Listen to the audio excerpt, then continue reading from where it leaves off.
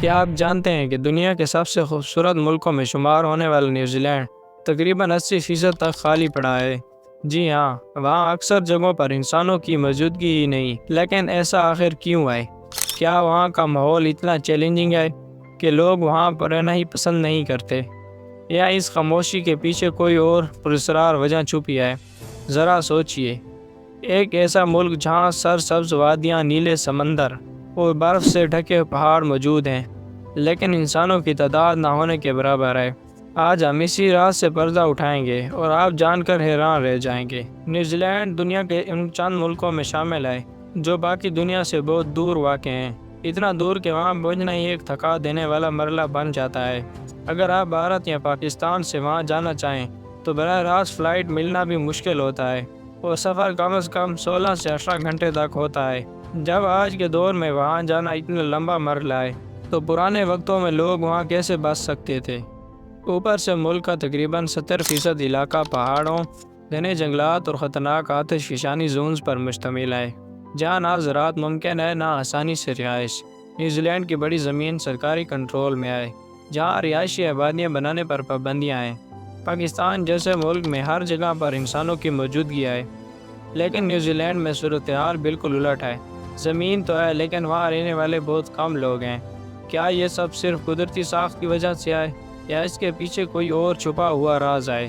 New Zealand ان ملکوں میں سے ہے جہاں انسانوں نے سب سے آخر میں آ کر بستیاں بسائیں۔ قریب 700 سال پہلے جب دنیا کی بڑی تہذیبیں ترقی کر رہی تھیں، نیوزی لینڈ ایک مکمل ویران جگہ تھی۔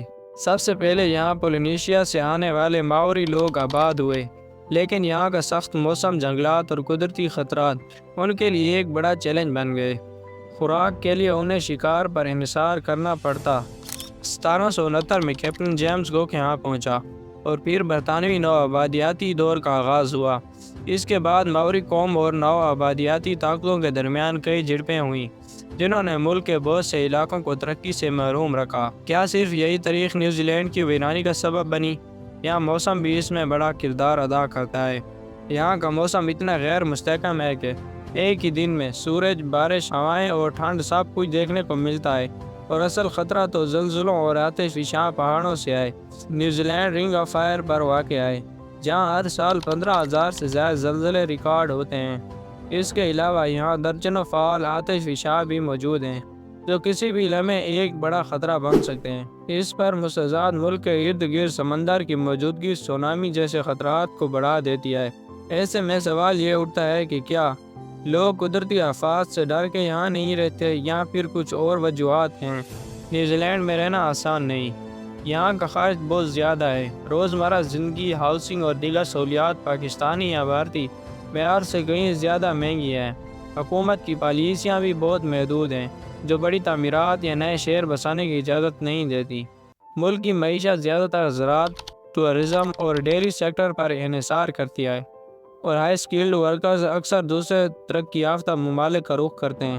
اس کے علاوہ یہاں کی زندگی کا انداز بہت سادہ اور پرسکون ہے۔ بڑے شہروں کو چھوڑ کر باقی جگہوں پر نہ مالز ہیں، نہ تفریحی سرگرمیاں، نہ ہی وہ سماجی ماحول جو پاکستانی یا بھارتی عوام کو پسند آتا ہے۔ آپ تصور کریں کہ کئی کلومیٹر تک آپ کو کوئی انسان بھی نظر نہ آئے۔ یہ ہر کسی کے لیے آسان نہیں، لیکن کیا نیوزی لینڈ کی حکومت خود چاہتی ہے کہ اس کا بڑا حصہ خالی رہے؟ جی ہاں، نیوزی لینڈ نے اپنے قدرتی حسن اور ماحول کو محفوظ رکھنے کے لیے سخت قوانین بنائے ہیں۔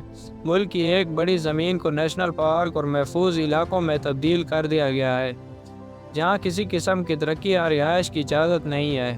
غیر ملکیوں پر زمین خریدنے کی سخت پابندیاں ہیں تاکہ بیرونی مداخلت کم ہو۔ تو کیا نیوزی لینڈ واقعی ایک جنت ہے، لیکن صرف دیکھنے کے لیے، بسنے کے لیے نہیں؟ اور کیا آنے والے وقتوں میں یہاں سب کچھ بدلے گا؟ اگر نیوزی لینڈ کی زمین خالی ہے تو کیا پاکستانی یا بھارتی وہاں جا کر اسے بھر سکتے ہیں؟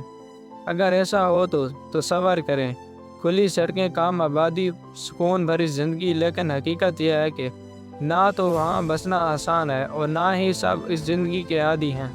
نیوزی لینڈ ایک خوبصورت لیکن تنہائی پسند ملک ہے۔ وہ لوگ جو ہر وقت کی رونق اور ہلچل سے لطف اندوز ہوتے ہیں، ان کے لیے یہ جگہ شاید کچھ دن بعد بوریت کا باعث بن جائے۔ یہی وجہ ہے کہ اتنی خوبصورتی کے باوجود یہاں آبادی کم ہے۔ یہاں آبادی کم ہے اور شاید مستقبل میں بھی یہی رجحان برقرار رہے۔ تو اب آپ کو اندازہ ہو گیا ہوگا کہ نیوزی لینڈ کا 80% حصہ خالی کیوں ہے۔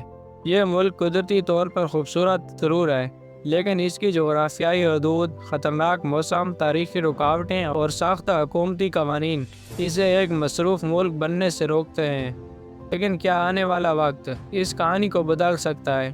جیسے جیسے دنیا ڈیجیٹل ہو رہی ہے اور ریموٹ ورک عام ہو رہا ہے، شاید ایک دن نیوزی لینڈ کی خاموش وادیوں میں بھی زندگی کی رونق لوٹ آئے۔ اور سوال یہ ہے، اگر آپ کو موقع ملے تو کیا آپ نیوزی لینڈ جیسے ملک میں رہنا چاہیں گے؟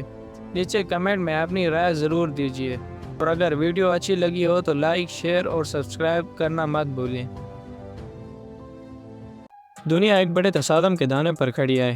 مشرق وسطیٰ میں ایک چنگاری جو پوری دنیا کو لپیٹ میں لے سکتی ہے۔ ایران اور اسرائیل کے درمیان بڑھتی کشیدگی صرف دو